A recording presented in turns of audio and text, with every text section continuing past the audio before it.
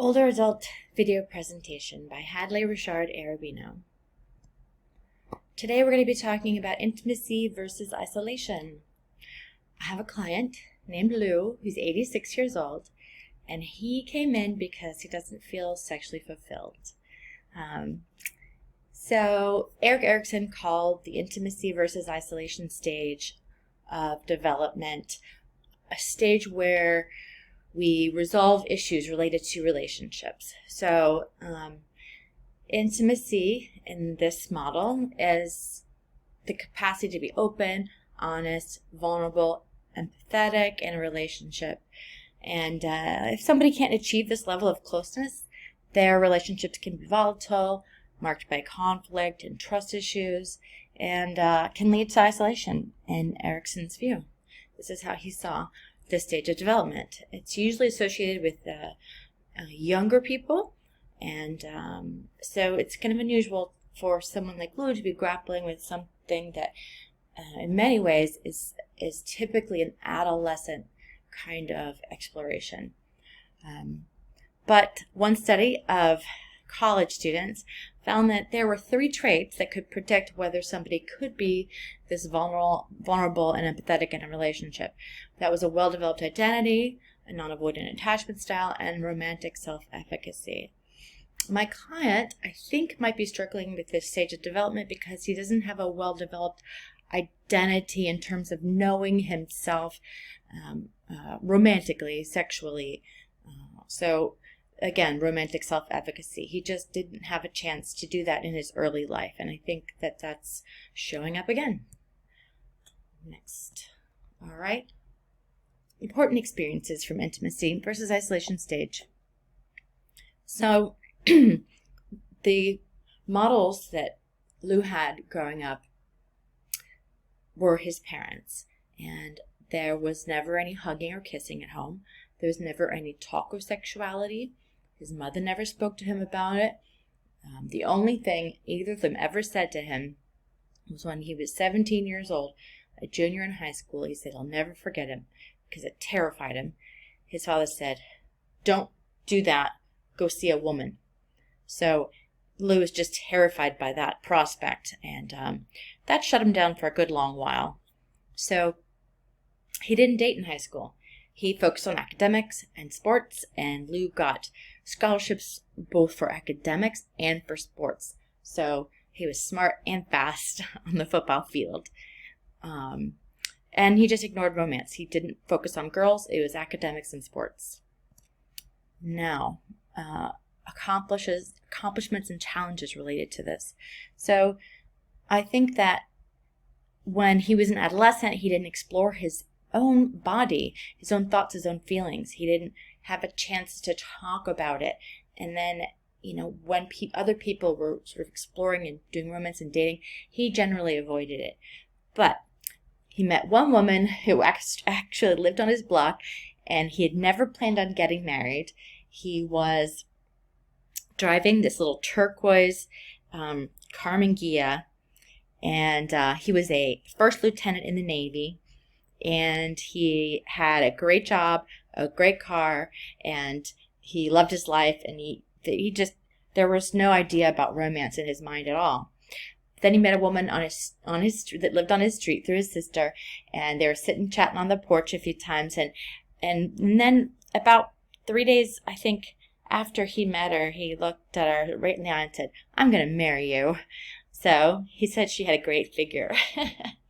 Anyway, so they flew space available on a military plane to Bermuda for their honeymoon, and all he had was $300, and that paid for the whole honeymoon.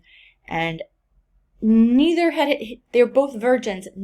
That's a typo. So they were both virgins. So Lou didn't have any experience, neither did his wife. But he was 24, and they did say that this experience was highly fulfilling. They didn't leave the room for 24 hours. Lou just laughed. He held up his hand. He held up his fingers, and one was 5 and one was 2. So I take that to mean that they had sex 7 times on their honeymoon. And he said, "I had no idea it would be that fantastic."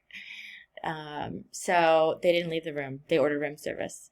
And this was a major accomplishment for Lou and kind of a surprise. He was highly fulfilled by that. And then, he has been married for 60 years to this one and only sexual partner and has been warm and loving. So in that sense, he's achieved intimacy in his life.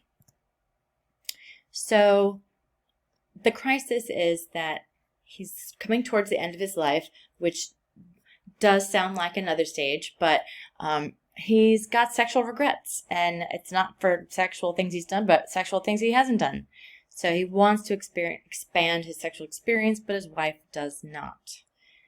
And he's hidden many of his desires all his life.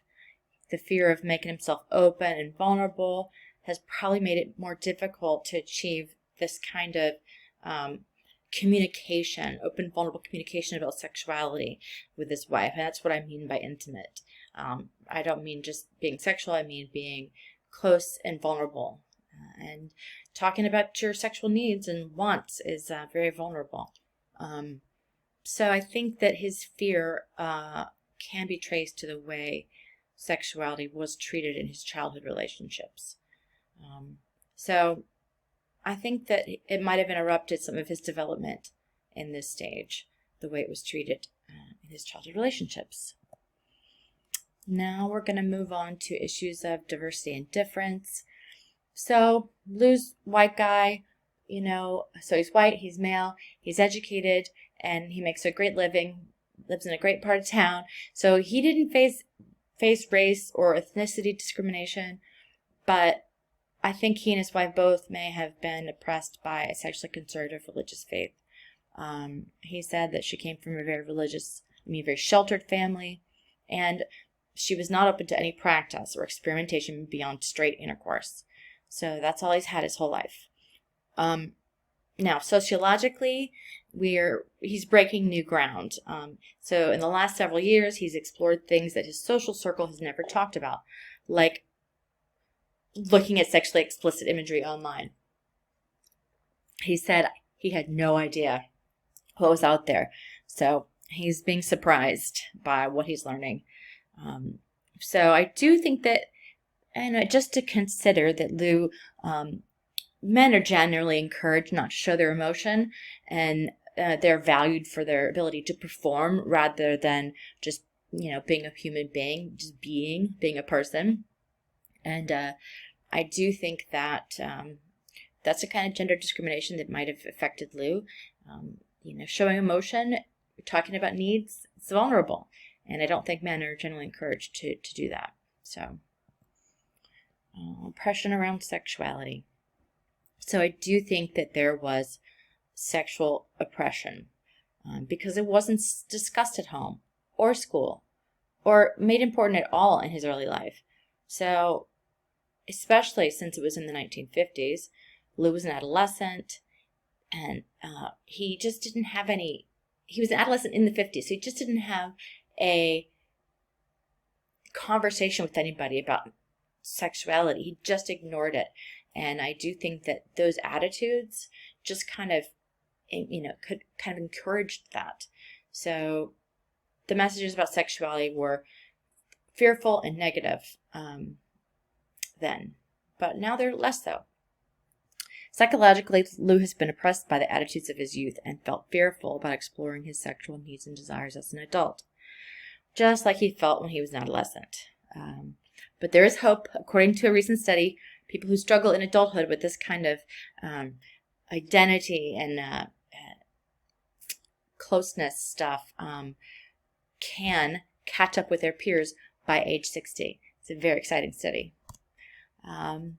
So, multi-system, family, church, school, he has not been as vulnerable as he could have been in his marriage. That could have led to a less fulfilling sex life because there was no intimacy in his early parent-child relationships, or a lack of intimacy. So, intimate parent-child relationships yield comfortable, intimate, romantic relationships. So, if they weren't comfortable talking about, sexuality and romance, he might be uncomfortable talking about sexuality and romance in his relationships later on. I do think that Orthodox religious teachings kind of discourage any youthful sexual exploration, experimentation. I think that the school not educating them also limits his understanding, contributed to more fear. If you don't have education, there can be lots of fear, and that limits your ability to enjoy that part of your life. Attachment theory. So Bowlby's theories around attachment, my favorites, stress the importance of identity formation, especially as it relates to intimacy achievement and future pair bonds. So I'm wondering if he didn't have a chance to really form his own identity around sexuality because he just avoided it until he got married. Once he got married, he could explore inside of that. So I do think that that is something that he did have a chance to do. But I do think he missed out from some early sexual exploration, and he just generally didn't feel like, this romantic self-efficacy is definitely something that I would apply to Lou. That is something he does not feel like he has. And that might have come from the, identity formation part of his life, his early, which sexuality is a part of your identity. So attachment theory also indicates high-quality caregiving relationships in childhood yield adults who feel comfortable. So I do wonder if discomfort around sexuality in childhood yields adults who feel less comfortable in sexual relationships. Again. So limitations of this theory. Erikson himself described the 8 steps as omnipresent, plastic constructs. So stages are ever present and malleable. So we don't have to think of them in terms of, okay, when you're this age, you do this. When you're this age, you do this. Even though they're written like that everywhere I see them online. But we can apply an Ericksonian model to this problem. It's a little unwieldy. So when you're talking to an 86-year-old struggling with issues that are biologically associated with youth, it kind of feels awkward. It might even be insulting to say to someone who is 80 years old that they need to resolve some things that most people resolve in their young adulthood. So that might not be, that might kind of be insulting. Like, okay, so we're going to go back and you haven't resolved your adolescent life stage. So let's go back and resolve your adolescent life stage. It's something about that. It's just like resolving something that you should have resolved as a kid. Maybe they'd be open to it. But for me, it feels a little awkward. Then I also think that 3 stages could be applied to this client's issue. It made it really, really complicated to start to pull this out, write this down, because there were issues of identity, there were issues of intimacy, and then there was issues of what you call integrity and despair in the Ericksonian model.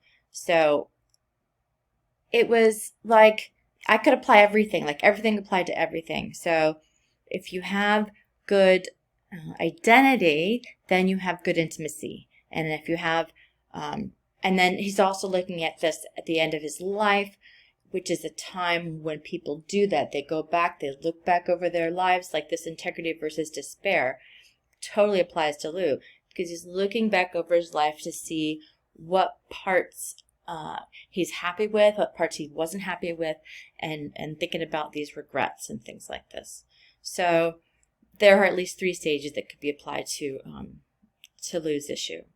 So that made it a little bit of a struggle for me, because it was like everything applies to everything.